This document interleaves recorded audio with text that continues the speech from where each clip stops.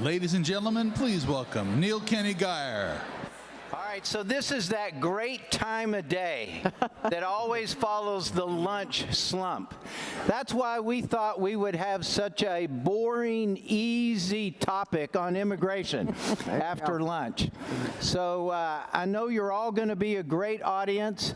All your phones are going to go off, and everyone's going to pay complete attention because we got a rock star, wonderful, wonderful group here. So I want to welcome everyone to this session on when policy fails, taking on immigration at the border. And I want to also welcome all of those who are watching online, our web audience, welcome. And I want to encourage everyone to tweet out using the hashtag GPF19. So thank you and welcome again. Also, while I have the stage, I want to acknowledge all of you in the room and the good work that you do to make our world better. And on behalf of all of us, just say thank you. So let me just quickly set the stage for our discussion. As we all know, the politics surrounding immigration policy, politics are tough and they're vexing. And as many of you will know who have come to the forum in years past, the forum has focused on the global refugee crisis. But in this case, we really want to focus on the issues, the humanitarian crisis on the southern border of the U.S., both inside Mexico as well as within the U.S. Just to remind us all, there are about 45 million folks in this country that are foreign-born, about 11 to 12 million that are undocumented. And I think, again, as we all know, and we heard a little bit about this in the discussion this morning, that since George Bush through Barack Obama, there have been many efforts at comprehensive immigration reform.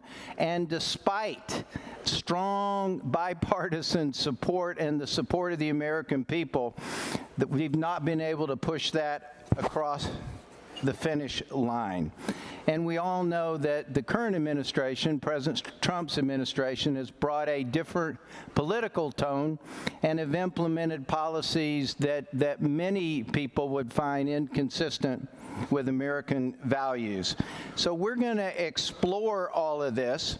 We're also going to explore the changing face of immigration, a move from, at least along the southern border, where it was primarily single men from Mexico, to now families from the northern triangle.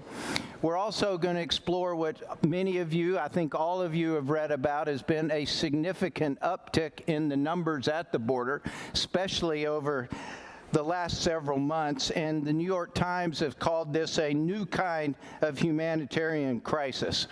To help us understand all this, as I said in the beginning, we've got a great panelists here. Starting to my left, I'm not going to go through their whole bios because you can read them, so just very quickly, Maria Moreno, who's an outstanding educator and principal for the last 14 years of Las Americas Newcomer School.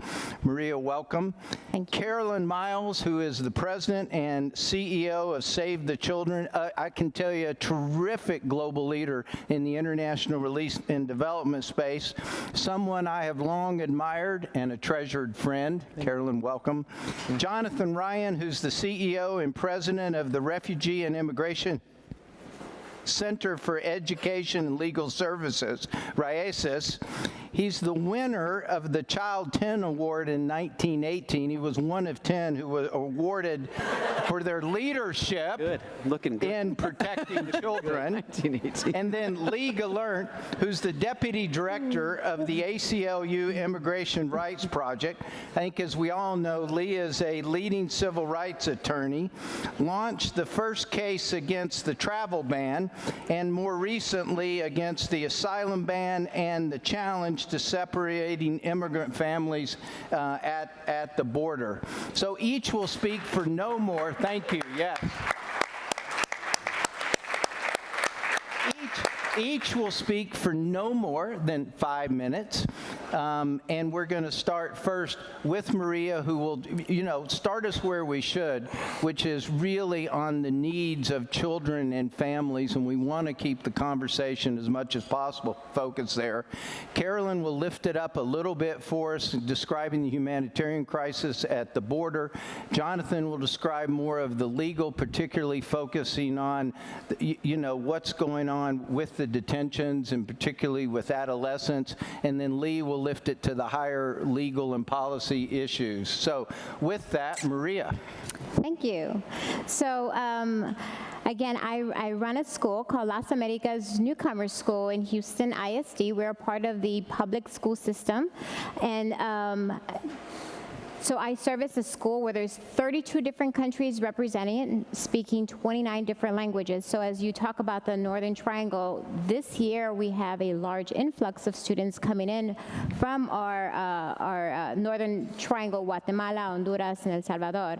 And we are finding some students also now coming from Venezuela and Cuba.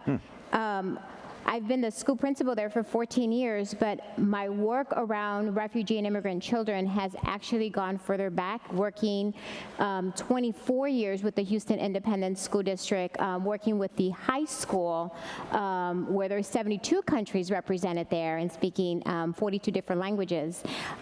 So there at my school, we have grades 4 through 8. And so you're looking at young children, ages 9 through 15, that have made this journey up through Mexico, trying to find their families, crossing with sometimes their families themselves, but more so just the level of trauma that our students have endured in coming here. Our mascot is the rhinos because it stands for really hungry individuals in need of opportunity. And so it's a really powerful motto that we have, but it's a mascot that shows resilience and strength that our kids have when they come. So you can just imagine how I have a 9-year-old who comes in who is traumatized and not and reuniting with mom for the first time, and sitting down and working and making sure not only are we working on the social emotional needs of our children, but also we have to look at the academics as well. And so as we go on through our discussion later on today, I'm hoping to really show and talk about how we really support our students. The school was created back in 1998, so this is not something that just is a fly-by-night thing. We've been around, this is our 20th year, and so we're really excited to see some of the outcomes that have already come out from our kids that have gone through our program and come back and have really done some really great work in the community, and also kind of passing it forward, if you will, to helping other kids that are newly arrived now, and supporting those families as well. Great. Maria, thank you. Carolyn. So thank you, and thanks to Maria, who's one of our partners in Houston, for coming today, too. So I wanted to talk a little bit, actually I wanted to pick up on a point that I think David Brooks hit on earlier today. And one of the things I think we need to remember as we think about this crisis here in the United States is that we need to change this narrative about the other. So much of what we talk about now is about the other, and my hope is that, children are not a partisan issue. Children are not the other. Children are children, and so I really want to frame this in the needs and the rights of children. But I want to go back a little bit to the root causes of a lot of these families that are coming here to the United States. And if you look at the Northern Triangle, so Honduras, Guatemala, and El Salvador, a couple of the things there that you see. First of all, Honduras has the highest per capita murder rate of 0 to 19-year-olds in the world. So this is not a made-up thing. This is really real, that these families are escaping this really incomprehensible violence, not only poverty, but also violence, economic deprivation. There's a coffee rust that has hit this area of the world and has been going on since 2013, 2014. So there's multi-layers of this, but when you hear people say this isn't real, this is just people trying to sneak into the United States, this is really real. And I was in El Salvador not too long ago, and a young boy, 15-year-old, told me this story about how he was with his friend. They were attacked by a gang. His friend literally died in his arms. This was a 15-year-old.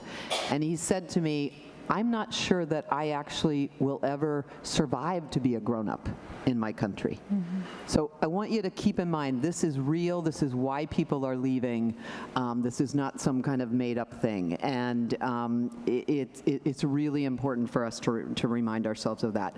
So the kinds of things that organizations like Save the Children and Mercy Corps and others do in these areas of origin are, we do youth violence prevention, we do schools of what we call schools of peace. We're trying really to get kids to be able to push away against gangs, to get families to deal with the violence that's going on there. Youth empowerment programs.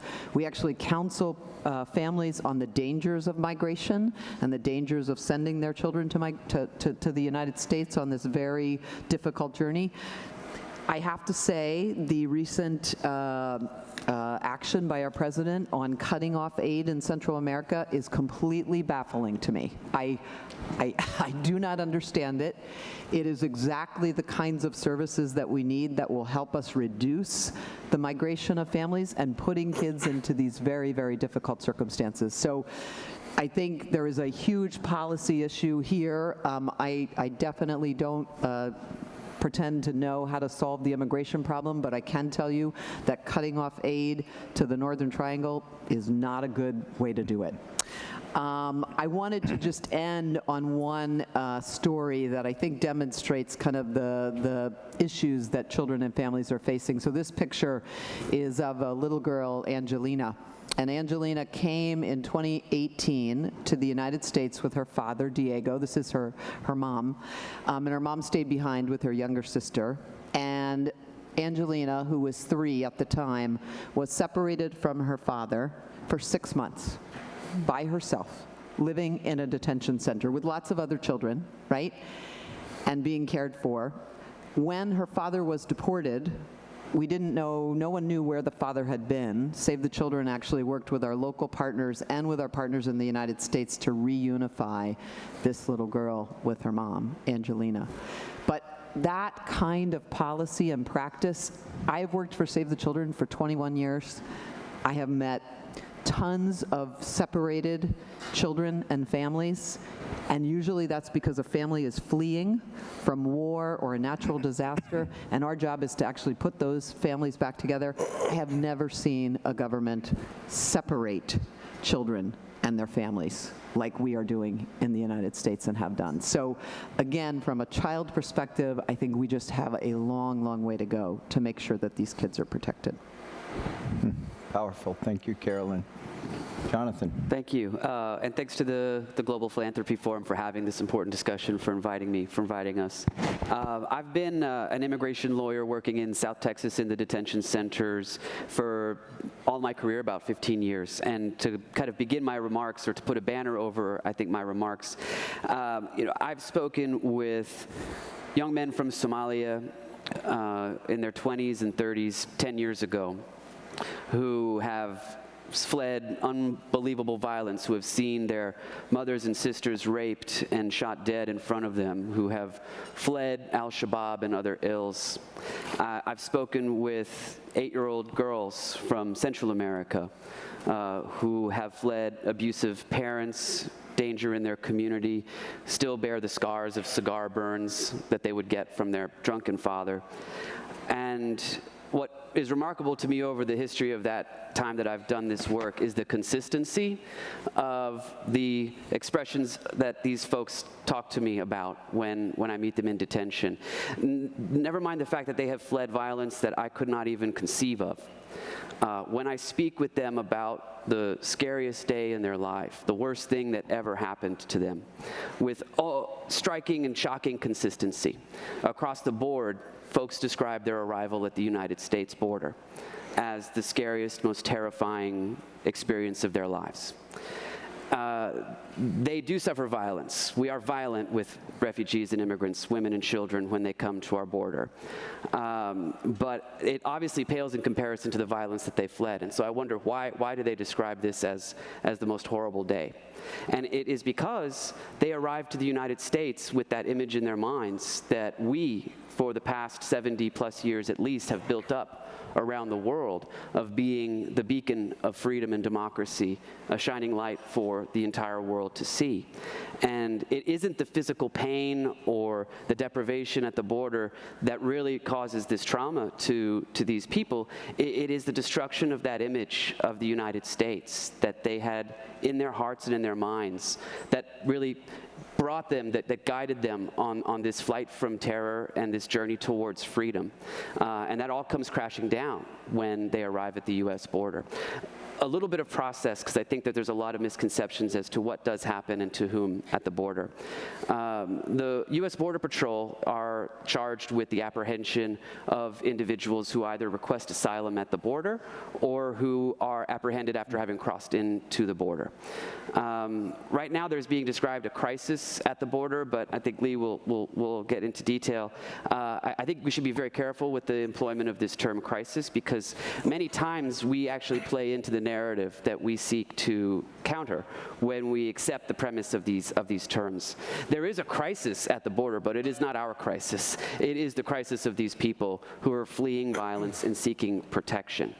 Our response to it is making that crisis worse. And as the most powerful, richest, quote-unquote greatest nation on earth and the history of earth, I think it is demeaning to the capabilities of our country when we say that this is a crisis to us, that we are beyond our capacity. I find it interesting that it's often individuals who proclaim great patriotism who are the vessels of this narrative, which actually undermines and lowers expectation as to what we as a country can do.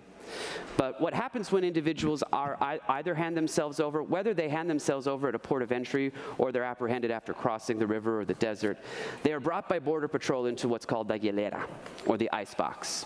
And this could be a Border Patrol station. Often you see that in the pictures released by DHS. Or it could be, by reports, again, consistent across culture, across age, across language, across time, appear to be mobile containers that are littered around the southern part of Texas, where people are brought. These metal boxes could be refrigerated to as low as 55 degrees Fahrenheit, which is cold in and of itself, but if you imagine that a person who's been walking through the desert in 115 degree temperature, who's sweaty, who's bloody, who might still be wet from crossing the river, to be thrown into that environment is nothing short of torture. Individuals are purported to stay there for 2 to 3 days. We have reports of people staying there more than 1 month. The treatment that they receive is very rough. The words that they're told by the Border Patrol are "welcome to hell." If you think that what you're leaving is bad, wait till what we have in store for you. If you apply for asylum, then we will keep you in here forever. This is the greeting that people receive when they're coming to the United States. This is our new Statue of Liberty, if you will. Our new Ellis Island is a detention center. Folks are brought into these hieleras, and this is where the sorting of people begins. They separate families immediately. Fathers and sons are often brought to different hieleras. Children and women are kept in the same boxes. You have reports of women who are pregnant lying on a concrete floor alongside children who are carrying the varicella virus. And of course, a woman who is pregnant who is exposed to that could lose her baby, could cause lifelong mental health damage to that child. From there, children are brought into what are called shelters, but are actually detention centers. They're called shelters because they're run by nonprofits, but they're detention centers because the reason that they exist is to keep the children there so that if ICE wants to take them and deport them back to the hell from whence they fled, that those so-called shelters are there to keep those children ready for ICE to come and take them. The adults are sent to for-profit prisons. We have a massive prison industrial complex that is growing in the United States, despite what we hear with regard to the criminal justice system. Immigration is the diversification strategy for these multinational, for-profit prison companies that see immigration as the new boom industry. They could be taken as a single adult to a prison, or what they call a family unit, which in itself is not true, because the only people kept in so-called family detention centers are single parents with their children. The married couples are separated. If a father and a mother and the child arrive to the border, the father will be sent to an adult detention center. The child and the mother may be sent to a family detention center. The conditions inside of all of these facilities are abhorrent. And the treatment of the individuals who are in them, be they children or adults, vulnerable, is nothing less than sick. The medical conditions are subpar. The number 1 and number 2 prescribed medicines for any ill, be it a headache or a broken bone, is aspirin or water. We have seen water prescribed for a broken bone in medical records coming out of the Carnes Detention Center. While people are in these detention centers, they must go through multiple hurdles of interviews to be able to prove that they have a claim to ask for asylum here in the United States. We spoke this summer with parents who, within 2 hours of being separated from their children, were thrust into an office with an immigration officer and forced to explain the worst things in the world that ever happened to them. In the family detention centers, we see mothers brought with their children into these interviews and forced to describe rape, forced to describe assault, sometimes by their own husbands, the father of the child who's sitting there, and it's the first time that the child has ever heard this information. But we focus very much on the detention center, but the legal case is actually a very long road. Most people who get out from detention have yet to actually appear at court for their final hearing. And so something I'd like to talk about a little bit longer in our discussion is the long road of help. As even though we are focused on the detention and the border issues, which is important, there is much, much more heavy lifting and much for philanthropy to do in the long road of actually following people and walking with them through the long immigration case that's before them. Jonathan, thank you. Powerful. We'll have a chance to come back, particularly on the whole trauma and psychosocial needs of children. But Lee. Thank you. Thank you for having me. So I agree with what Carolyn said. The root causes, we need to get into those countries and get at the root causes. Unfortunately, this administration doesn't look like they're doing that, and it's not going to be a short-term solution. So in the meantime, we need to deal over here, and what the ACLU does principally is litigation. We have now filed 85 immigration cases against the Trump administration just from the National ACLU. That's excluding our 50 state affiliates and excluding all the immigration cases against states and localities that are now passing anti-immigrant measures because they've been emboldened by this administration. And that's obviously a lot, and we are drowning, and I think if we had more resources, we'd be filing twice as many. It just gives you a sense of what this administration is doing, and I think it's even wearing down the career lawyers at the Justice Department, who I'm seeing them all over the country, and the last time I saw them, they looked like they were dragging, and I said, well, your boss doesn't have to enact so many of these anti-immigrant policies, and he, of course, said, well, the ACLU doesn't have to actually sue about all of them, and the thing about it is that these are major changes to our immigration system. They're not sort of tinkering around the edges. I mean, the travel ban, we sued over the asylum ban. Now they're returning people to dangerous places in Mexico to wait for their asylum. Separation of families. And these are all just some of the suits that we've had to bring. And I think what differentiates, I've been at the ACLU for more than 26 years doing this work, and what differentiates the time now, I think, is that this administration is sort of breaking all the unwritten rules. right? It used to be that both Democratic and Republican administrations sort of had an unwritten rule: we're not going to go to schools or courthouses to look for people who are out of status. I mean, everyone knows, everybody in prior administrations, Democratic or Republican, knows if you stood outside an urban school area, you could find parents that were out of status. But you just didn't do it because the cost to the family, the cost to the child not attending schools, and family separation is the same thing. I was picking up on something that Carolyn said. I mean, this is the worst thing. Family separation is the worst thing I have seen in my 26 plus years at the ACLU, both because it's gratuitous and in its cruelty. I mean, it's gratuitous, for all the reasons that my prior colleagues have said. When I talk to the families who are separated, when they get their children back, I always ask them, would you have come anyway if you had known your child was going to be taken away? And they just shrug and throw up their hands and say, what choice did I have? If I had stayed, my child might have been killed, I might have been killed. So it was never going to work, and that's something that prior administrations, again, Democratic and Republican, understood, right? I mean, one of the big turning points in the public relations battle was when Laura Bush came out and wrote an op-ed in the Washington Post and said, look, in America, we just don't do this. And what we now know is that the administration separated 2,800 families, including little babies. That's what was reported to the court and reported to us as the lawyers in the case. We have now been able to reunite almost all of them, or give them an opportunity to reunite. Some have chosen to leave their children in the U.S. because it's just too dangerous to bring them back.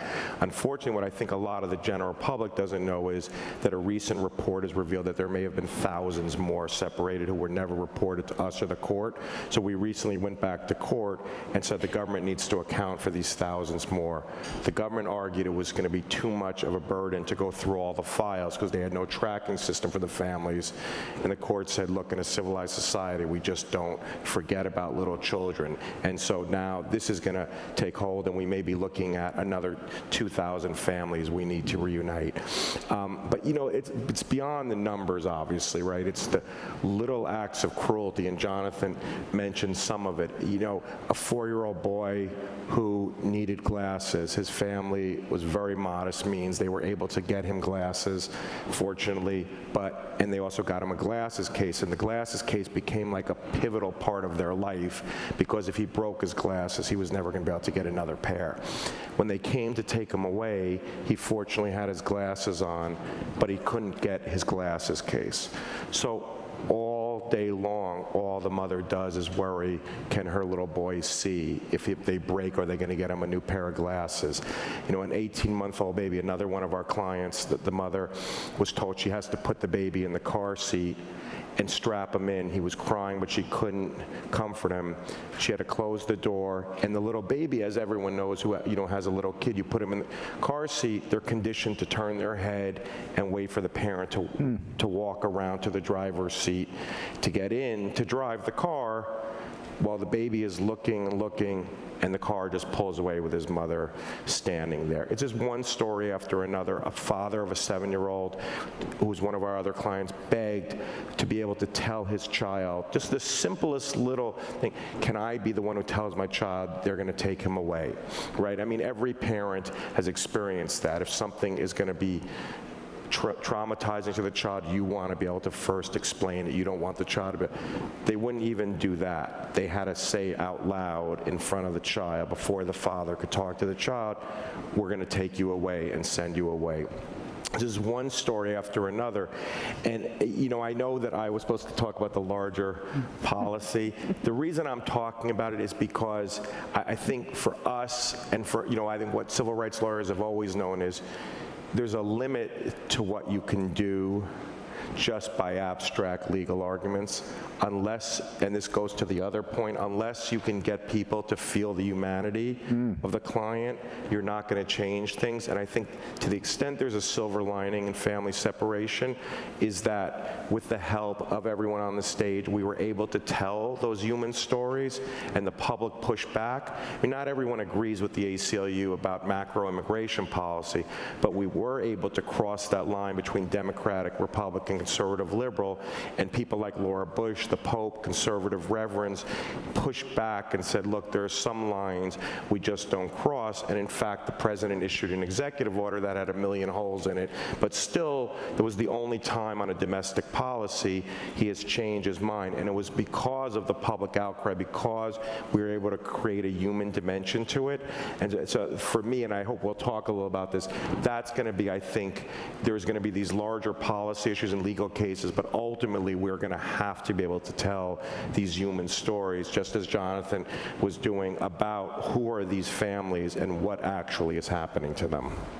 Great, Lee, thank you, and thank all of you. That was so powerful. Well, let's get the conversation going now. I'm going to kick it off with some questions, but I would encourage our panelists, if they want to get into a conversation with each other, please do, and I'll do my best to moderate. The first question that I want to start with is really to take us back to the crisis on the southern border. We've all noticed there's a big upsurge in the numbers in the last several months. Shelters or detention centers, as Jonathan said, government service, nonprofits, everyone is reporting being overwhelmed. There was a 31% increase in the number of people intercepted in February compared to January, and by some accounts are maybe up to 100,000 people in March. And so help us, and Carolyn, let's start with you, but everyone jump in. Help us understand why the upsurge right now, and just if you could briefly kind of describe and sum up the humanitarian crisis as you see it on the ground. Yeah, well, I think a lot of it stems from those issues that are happening in these countries, and as Maria said, the vast majority of the families that are coming from the Northern Triangle. There was a study actually that UNHCR did. Now it's probably about a year old, and they interviewed thousands of children who were on the journey actually through Mexico, and about 48% of them said yes, they had experienced violence already in their home countries, and that those that said the other, 42% or 52% said they were afraid that they were going to experience that violence. So again, that trauma that kids are facing is what in a lot of cases is making families make the journey. I think it was Lee that said, if you ask these families, would you do this again, even though you've gone through this horrible experience, almost all the families that I've talked to said, I would do it again, because it was the choice of whether my child actually had any future at all, or if maybe they had some chance of surviving and getting an education and actually, coming to school. So, and being in a place where they were safe. So, and one of the things you're seeing now is with those huge numbers is that there are an estimated 50,000 unaccompanied children now in Mexico, so on the other side of the border. Right. And those children are also at great risk. There's lots of evidence that a lot of those kids, especially girls, have undergone, have had sexual violence on the trip there. So organizations are really working on both sides of the border on this protection issue. And when kids when they finally do get over the border, I think one of the most important things to focus on is the psychosocial issues. And Maria, I know you'll talk about it a little bit in your school, and this idea of trauma and the psychological first aid that's needed for these children is, again, really, really real. And I think that's one of the areas we need to focus on as a community in an even bigger way for these kids. Great. Jonathan. I think it's very interesting to build on that. I'd love to hear actually what you have to say about it, because when we talk about addressing the root causes, there is a presumption that those root causes are uniquely and solely in the Northern Triangle, and that it is our job as the better angel to go and to have them solve their problems that they've got over there. And I think what we fail to discuss in this context is, one, the close relationship between what are currently seen as mostly narcotic criminal syndicates and those paramilitary groups and military groups that survived from the Central American civil wars of the 1980s and 90s, and the close relationship between those. But also that the root causes, I think that there might be a reluctance, I wonder, sometimes to really chase those root causes, because you may go to Central America only to then have to come back to the United States to find them. You know, these gangs, if you will, and I think it's ironic, I'm an Irish citizen originally, I don't have the cool accent, but you know, the IRA, known as a paramilitary terrorist political organization, was also the largest narco-trafficking organization in Ireland. But they weren't called a narco-trafficking organization. And so it's just the lens that you look through to describe, and who gets to describe what these groups are. Well, and that trafficking, most of that trafficking is to get drugs to the United States. Well, this is the point. These groups are dealing in more money than the GNP of those three nations combined. And yes, they work lock, stock, and smoking barrel for us. These MS-13 folks, their job is to deliver cheap drugs and cheap sex to the American consumer. And so I think before we really kind of patronizingly start to talk about root causes, we need to look in a mirror and really realize what our role in this is. Yeah. Lee, jump in. The one thing I would just add, not to take anything away from these, but I think we also, and I think probably my panelists would agree, is to be careful throwing around the word crisis, because it's seeping into mainstream media, and you hear everyone talking about it, and to be careful about what exactly is the crisis. There's no question that there are large humanitarian needs, but that's very different than saying the United States government can't handle the flow of migrants now, and that they need to take these extreme measures, which are antithetical to our values and we believe inconsistent with the laws Congress has written in the Constitution, right? I mean, just to give some examples, when we went in for the asylum ban, one of the government's arguments was there's so many people flooding across the border, and this was before the recent surge. But even with the recent surge, we're anticipating 650 to 900,000 if you really project out, and that's an extreme. Well, in 2000, there were 1.6 million people coming, right? Far bigger. And the budget now for CBP is $19 billion. It dwarfs the budget, well over twice the amount of the budget in 2000, maybe 3 times. There are now well more than 19,000 agents. There used to be in 2006, when the numbers were higher, only 7,000 agents. And so, it just sort of reminds me of the family separation issue. One of the things that everyone says, well, how is the United States government going to handle getting all these kids back together? Well, they certainly had the resources to take them away. And then they actually, in court, had the audacity to just say, HHS doesn't have a budget line for reunification, so we may have to ask the parents to pay for the travel back. And my point is simply that when the United States government wants to do something, if this administration wanted to make something a priority, they have the resources to do it, and the agencies already have the resources.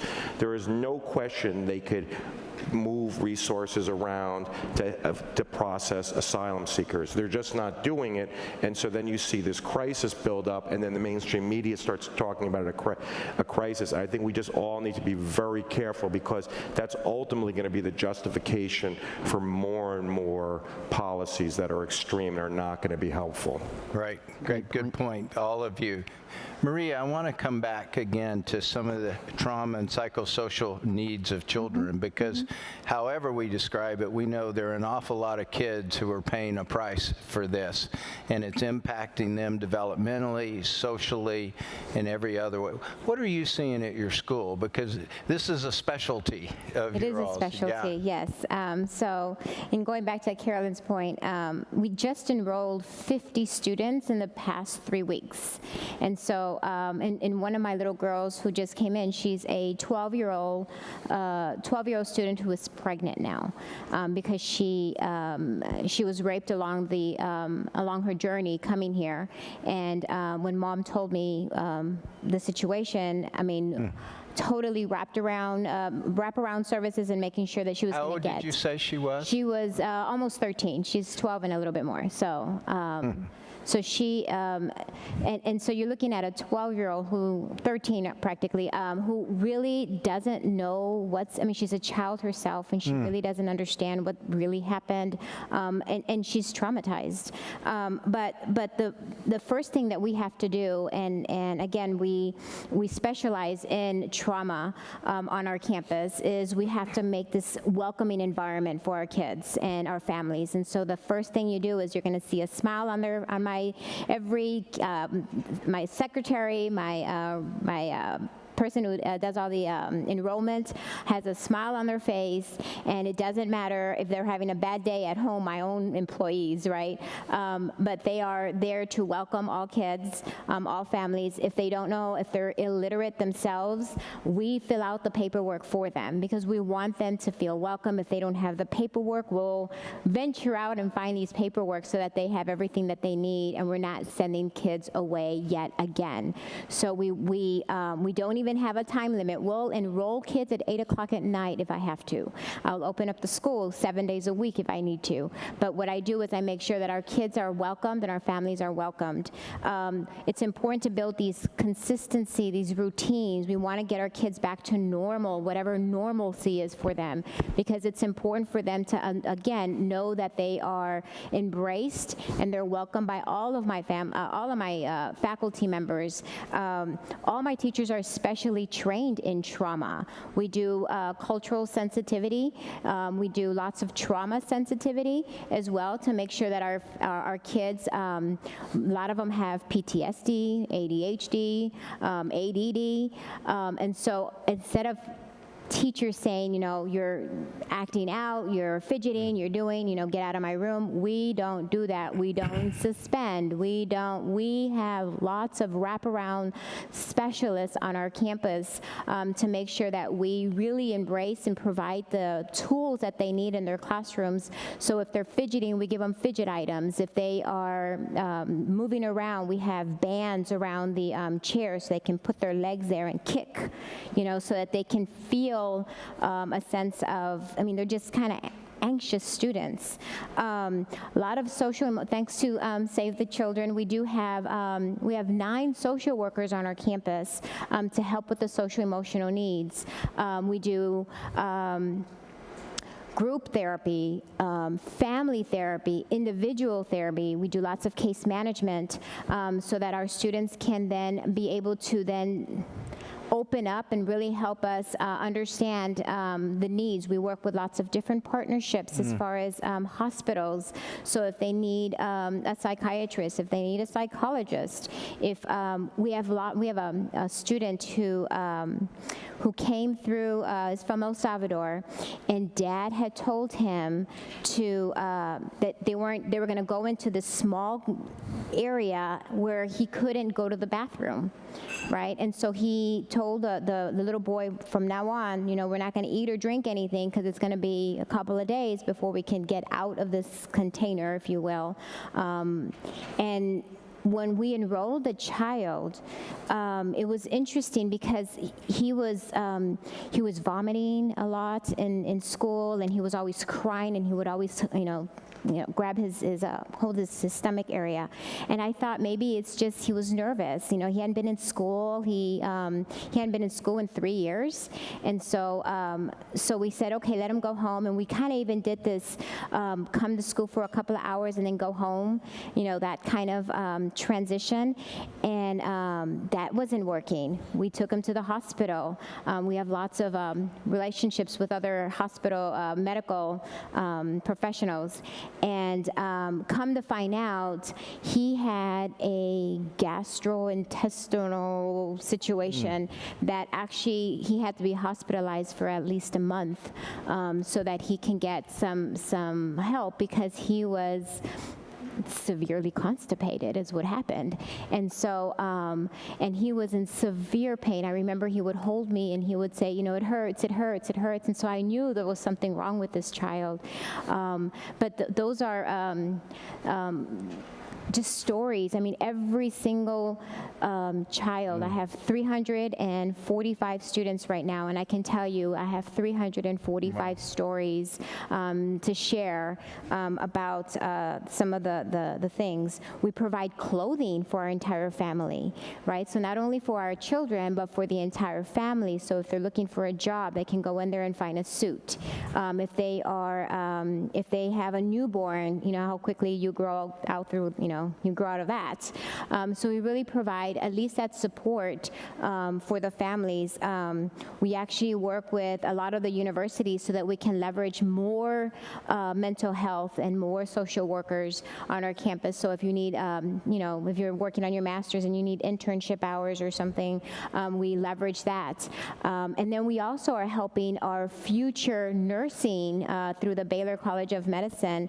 And so we leverage them so that they can work with our refugee immigrant population so that they know their social emotional needs as well as they're working with our kids. And so we really try and embrace our kids as much as possible to ensure that that they are ready. I only have a year. My kids stay on my campus for a year, and it's my job to help them, support them, embrace them, and support so that they can move on to a comprehensive middle or high school program where they then can have the voice. I try to empower them so that they know how to have those discussions with their counselors or whatnot. Great.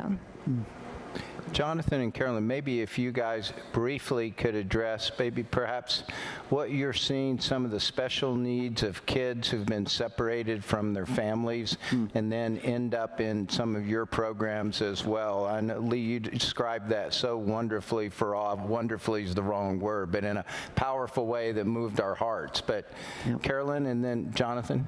Yeah, so maybe just briefly, there's a Save the Children program called Journey of Hope, which we actually developed after natural disasters for kids that had gone through trauma of a natural disaster, and we now do that program everywhere around the world, and it really is about, and at Maria's school.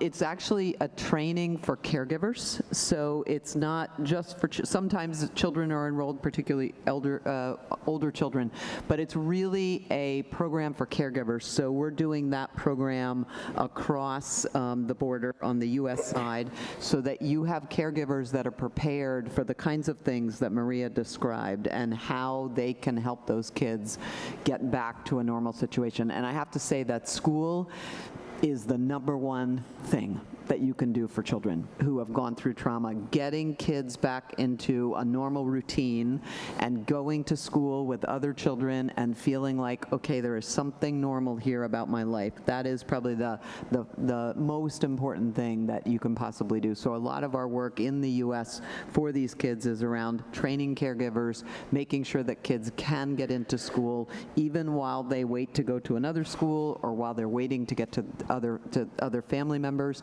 Just getting that normal routine reestablished, super important. Great, thanks, Carolyn.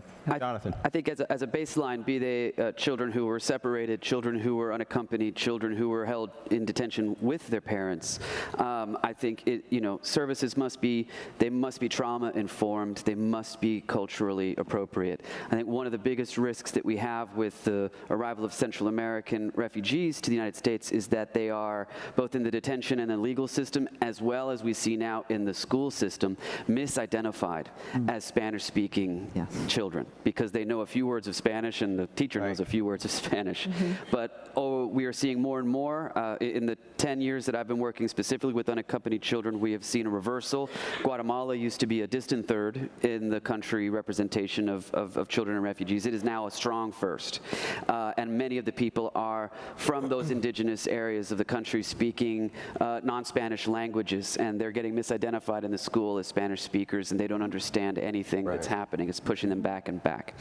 As well as the trauma-informed, they need access to counseling, and it needs to meet their needs when they are ready for it. I think any kind of a system that addresses the needs of these children must be flexible, and it must be child-centered. It must be client-centered. I don't think that setting up a process and then grinding people through it is going to work. In fact, it just starts to resemble the exact system that they have just been ground through. Particular to the separated families. And it's the kind of other side of the coin of family detention, quite honestly, is that this is a direct attack at one of the most, if not the most important relationship that a human being will ever have in her life, which is the relationship with the mother or father or parent. And it occurs during some of the most crucial times of child development. Be they kept with their parent in a detention center where essentially there is a flattening of that parent-child relationship. They are all just subjects to the guards, which is very demeaning to the parent and erosive of that parent-child relationship, or in the family separation context, because I know and you know who to be angry at because of separation. That child doesn't know who to be angry at other than their parent. And so you see relationships that have been destroyed through this process that I think we as a society have a responsibility to help repair and rebuild. Great. Right. I was going to just say one quick thing about that. I mean, I agree with that completely. I mean, I just recently testified in Congress about family separation. There was a doctor there who described what the children are going through and that it's really actually changing their brain. That think about for an adult the 15 minutes in your life when you were most anxious and scared. Those 15 minutes, amplify that, and then think of it going on for 6 months, you being in that state for 6 months. And that's what it was like for these children. I just want to reiterate, because I think it's so important what Jonathan just said. The children need so much help, trauma-centered help, but the parents also need enormous help. And I just don't want us to forget about that. I mean, the parents are often very young to begin with, and their relation, I mean, the children, one after another, were literally 4- and 5-year-old, 3-year-old, being pulled away and screaming, "Mommy, please don't let them take me away." And the parents were just standing there helplessly, sometimes in handcuffs, watching. And as Jonathan said, the children are too young to understand that the parent, it wasn't the parent's fault. The parent could not help. So the parent is just saying to them, be brave, be brave. And the children are coming back when we're reuniting them and saying, didn't you love me enough to stop it? Or why did you let them take me away? And that guilt is weighing on these parents to beyond what you could possibly comprehend. And I think when we are trying to get services to these families, we really need to make sure that the parents are getting services as well. Great point. So I want to turn now, if I can, to just the broader conversation regarding immigration. I know we have just about 8 minutes left. So are there any silver linings anywhere that you're seeing? Are there any effective strategies that any of you have seen for bridging the politics, the bitter partisan divides that we see, for creating more empathy, for meeting the real needs of families and children and upholding their rights? And Lee, I'm going to first start with you on that, because I'd like you also to tell us how the cases are proceeding. Yeah. And I know there are a lot of people in this room and watching who want to help, and maybe tell us how we can. Yeah, so that's the big question, I guess. From my standpoint, I feel like the courts have given me hope. I don't know ultimately how all our cases are going to turn out. The travel ban was a partial success in that we were able to push back, made them change it 3 times, narrow it, and it took a long time for it to go into effect. Ultimately lost that case in the Supreme Court. Family separation, we've managed to win and keep the government so far from appealing it. The asylum ban, we got a national injunction. The government is appealing it. We'll see ultimately what happens. But we've had a lot of success in the courts, and I think that's important for people to think about, that in some ways the system is working, that the courts, seeing the legislature and the executive branch not stepping in or being the cause of the problem, have stepped up. So I think that's been heartening. But ultimately, what I come back to is that there's going to need to be public outcry. I think, this is the first time, the closest I've seen in my 25 years plus at the ACLU, of a sort of a real civil rights moment around family separation. Not rising to the level of what we saw in the 60s, but I think any civil rights litigator will tell you that real, lasting, systemic change can only occur if there's lawyers in court, but there's the public pushing back.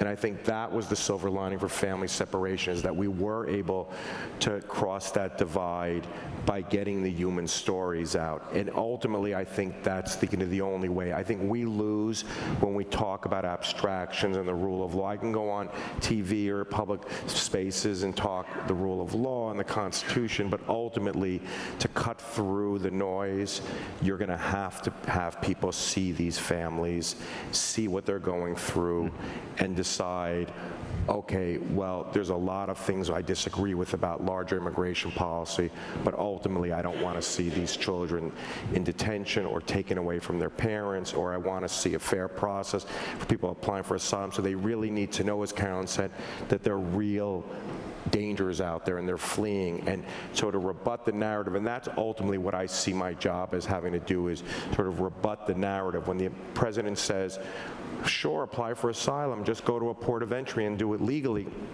that's an intuitively appealing soundbite for a lot of people, and they say, yeah, what's wrong with that? But it's our job to get the narrative out that sometimes the ports of entry can be 1,000 miles apart, and you're not going to walk with a 4-year-old those 1,000 miles, or a smuggler brings you between the ports of entry. And it's also our job to get the narrative out that at the ports of entry, the government is letting the lines just pile up. I just came back from Tijuana, and the families and little children are in the most dangerous, squalid conditions, and the administration's processing only a handful of claims each day instead of sending asylum officers there to process the claims. So ultimately, I think us rebutting the facts and getting the narrative out in a human way, and we're going to continue turning to the courts, because the courts, I feel, have been a savior, but that can't be the only. Thank you. Silver lining for me is after doing this for 15 years, I no longer have to take 15 or 20 minutes to explain to people what I do.